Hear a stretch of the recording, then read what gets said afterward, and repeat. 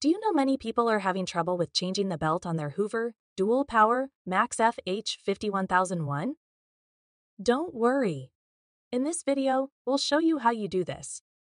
Let's start. Step 1. Rotate brush rolls. Rotate the brush rolls manually to make sure the belt is not twisted or pinched. Step 2. Remove brush roll end cap. Slide the brush roll end cap out to remove it. Step 3. Extract brush rolls. Pull both brush rolls toward you to remove them from the unit.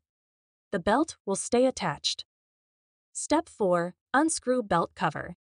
Unscrew 7 screws to remove the upper belt cover and flip the cleaner upright. Step 5. Remove pivot clamp.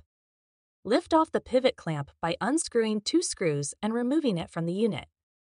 Step 6. Replace belt and reassemble.